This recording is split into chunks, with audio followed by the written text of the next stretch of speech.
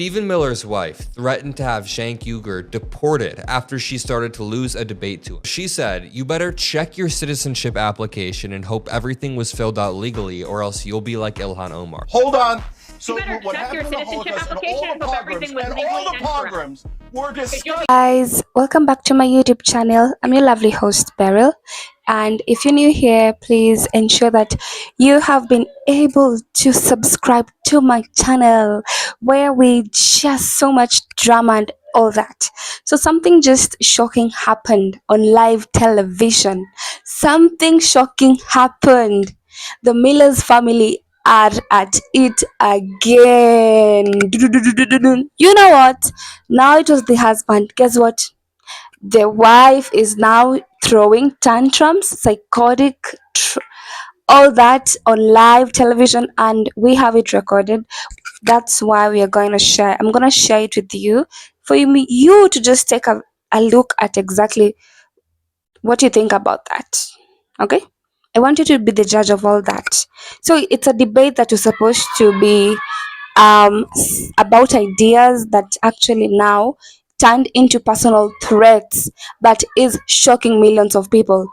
It was just a debate, okay? A debate about just ideas.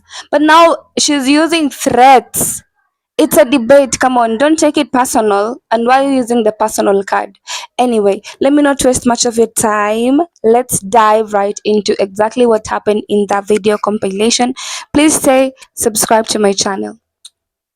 Just like Ilhan That Omar doesn't coming mean that you always do that. We say Israel, you say Jews. We say Israel is a government. Please don't make it about Jewish Americans. And you come back and go, you have to make it about Jewish Americans. What's wrong with you? What's wrong with you? Is Israel a Jewish state? Yes or no? Wow, the Miller family cannot handle anything. They can't handle even the slightest bit of pushback. Are Venezuelan gangs in this country or not? Yes or no? Yes or no? Oh my God, they even do the same tactic. Yes or no? Answer this question. Yes or no? Yes or no? When losers are in positions of power, they will abuse that to go after people who dissent. Cenk Uygur did not attack at any point her kids or Jewish people. I have a feeling even Stephen Miller probably watched this and was like, "Oh, well, you should probably stop doing these shows, honey." That was probably his reaction. "You should stop doing these shows, honey. These aren't a good look for us." Israel a Jewish state? Yes or no? Yeah. First of all, okay, so Saudi Arabia is a Muslim state, and you can criticize it all day long, all day long. There's no special protection. Because what you're doing is you're decoding language to mock American Jewish state or and a to Muslim say that state. we should not be here and we should not be in existence, and that you would be happy for other people like Mandani No, to use I want Israel to be safe. Nothing of the sort. Nonsense. You're totally lying. It's very normal for a Miller to be completely and utterly. Okay, stop. So that's what spawned the whole thing, is the Mamdani thing. And the Mamdani is breaking everybody, because the narrative that has been pitched for years is that Muslims equal terrorism. And here you have this Muslim who is completely progressive. He believes in universal human rights. He wants to make New York City a sanctuary city for LGBTQ plus people. He advocates for workers. He advocates for unions, and he wants billionaires to pay 2% more. These same billionaires have spent way more campaigning against him than they would have had they just used that 2%, funneled it into the city to help the people that have made them billionaires. But this is the problem when speaking about Israel right now. It is this, they try to make it this black and white thing that if you criticize Benjamin Netanyahu and you criticize Israel, that you're somehow anti-Semitic. And it's such bullshit. It's such total bullshit. As an American right now, I want my government criticized. I want the criminal that is in the Oval Office, I want him criticized. And I don't see that as an affront to me or my identity. I see that as the right moral move to make. I want Stephen Miller and Katie Miller criticized. And I don't see that as an affront to me being an American born and bred woman. And when you get to Israel, if you criticize this government, the Israeli government, and the war criminal at the top of it, Benjamin Netanyahu, if you criticize their genocide or criticize all of the lying and the propaganda that they use with the United States of America and the world at large, then you're called an anti-Semite. everybody has to understand the following: anti-Semitism, Islamophobia, homophobia, transphobia, racism, all of these things are linked. None of us are free until all of us are free. And you cannot prioritize the rights of one group over the rights of another marginalized group. It doesn't work that way. That's not how supporting universal human rights work. And Zoran Mom. Hold on. So You better what check your happened in the citizenship Holocaust and application all and the hope pogroms everything was and legally all the and correct. pogroms were You'll be disgusting. just like Ilhan That Omar doesn't coming mean in. that Israel. Criticizing you personally is not an anti-Semitic attack. If somebody says that you are lying, that is not an attack on Jews, that is an attack on you. And just stop hiding behind identity. This is all the snowflake behavior that the right is supposedly criticizing the left for, that you're simply repeating here. Yes, Stephen Miller is a destructive force in American society. That is not an attack on Jews. That is no reference to his identity. How we got here was Jillian very perfectly pointed out that we should not use identity politics to get here. And immediately we went to the state of Israel. Attack. No, I'm sorry. The state of Israel is not identity politics. That is a foreign government that is engaged in genocide and war crimes. And we're allowed to criticize that without you pulling identity politics into this. It is utterly unrelated. Omar Badar doing a great job there, just being rational, being normal in a debate, making a solid argument. Katie Miller, once again, no idea what to do.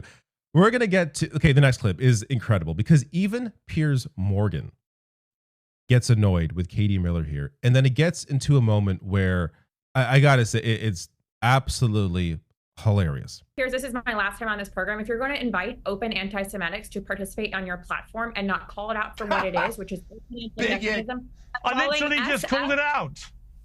I just called it out. My point is you're inviting him back, giving him the air. What more do you want me to do? Spew his hatred toward people like myself, toward people like my children, toward people like my family, and again, not debate the merits of the argument. No one said your family. What kind of lunatic are you? In the last segment with Rep. Randy Fine, what you said was he had said the word Muslim. He never once said the word Muslim. You immediately turn it to identity politics, yes, he did. which are completely more than identity politics. He did say the word Muslim. He did say Muslim. He did. I heard him. He did say it. What you're doing.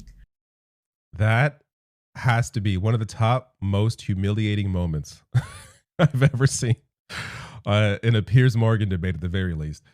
I'm going to play the clip of Randy Fine, who was interviewed in the middle of this debate. Piers Morgan does this thing where he holds interviews in the middle of debates when the panel is still sitting there. They all have to sit there and wait and watch this other discussion go on before they get back to their own debate. It's very bizarre. But let me play for you Katie Miller back to back with Randy Fine. What you said was he had said the word Muslim. He never once said the word Muslim. The reason we need a Jewish state of Israel is because of the Muslims that surround it. Not sure why Katie Miller would bring up something that she claims didn't happen when it just literally happened minutes earlier. But this gets to why I almost feel bad for her, because I feel like she's not in her right mind. This is somebody that I actually believe that she believes what she's saying. I don't really think she's lying. I think she lives in this made up world where everything to her, any sort of criticism against an argument that she has made is a personal attack, where she doesn't hear things that happened, where she hears things that didn't happen. Like, it's just, she lives in this fairy tale land that doesn't appear to be going very well for her. So I don't know. But this, like, Randy Fine, to claim that Randy Fine, out of all people, doesn't attack Muslims, like, you don't even need to see that debate.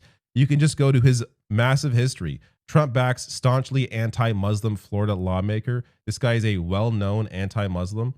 Fine often proclaims that the U.S. has a Muslim problem.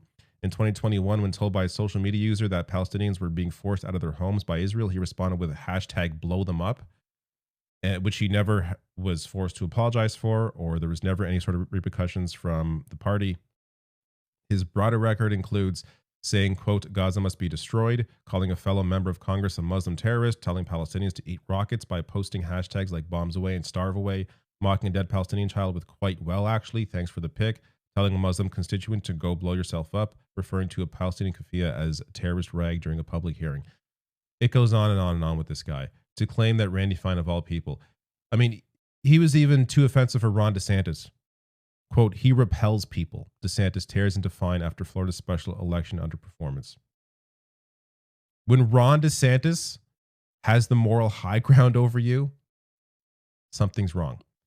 Here is the last clip. So this is the clip that is making the rounds, has made headlines. It happened somewhere in the middle of this mess of a debate, but it's really worth pointing out here because of how disgusting it is. Hold on.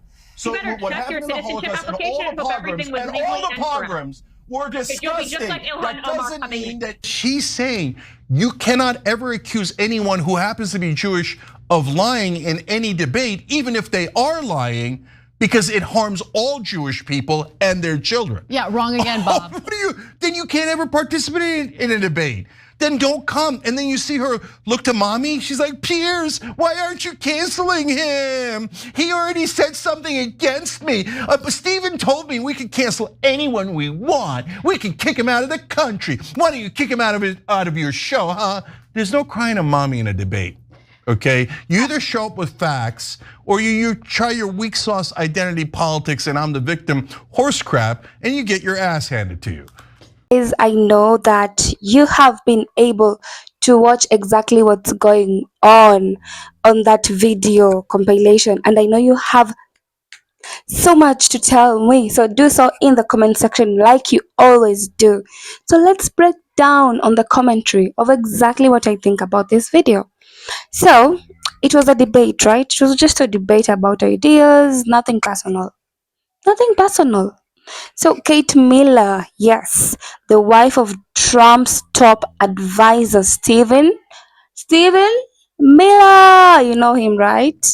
Yeah, looked across at Cenk Uygur, and instead of just debating his words, you know, debate, right? You hit me with one point, I give you another. It's just a way, and then we come to a conclusion, or we might not, but at least we have points to share.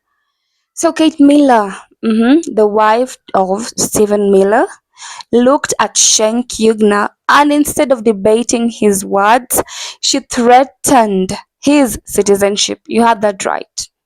She threatened. That was a real threat. You cannot tell me otherwise. That was a real threat. True or false? True. My take. So that happened on live television, and it has shocked millions of people. Same here. I'm among the millions. I know you are. So tell me in the comment section and just tell us. So you better check your citizenship application. Those are the exact words she told Uygur. You better check your citizenship application, because you'll end up just like Ilhan Omar. You'll end up like who? Ilhan Omar. Yep, she said that with no second thoughts. Maybe it's, let's say, just emotions overwhelming her, maybe. But why say that? Considering it's a live recording and television. Anyway. Yeah, so I know you're shocked, like, wait, who? Did we just witness someone weaponizing citizenship live on camera as a political attack? Live on camera as a political attack with no shame, with the audacity she has. So let that sink in your deep mind. Let that sink in. She did that. She brought that card out. Yes, a US citizen born in another country, yes, is now being publicly threatened with deportation for just simply challenging power. Nothing much. It's just a simple debate. No drama, no for just challenging power. Okay? And that's why that card was pulled. So this isn't just a clash of opinions. Nope. This is just a chilling moment, because when citizenship becomes a tool of intimidation, democracy starts to crumble. Democracy will start to tremble, because that card is a very dangerous card to pull. It is. Yeah. So Stephen Miller's policies once defined the Trump era. Harsh immigration rules, zero tolerance, family separations, and now his wife has the same tone.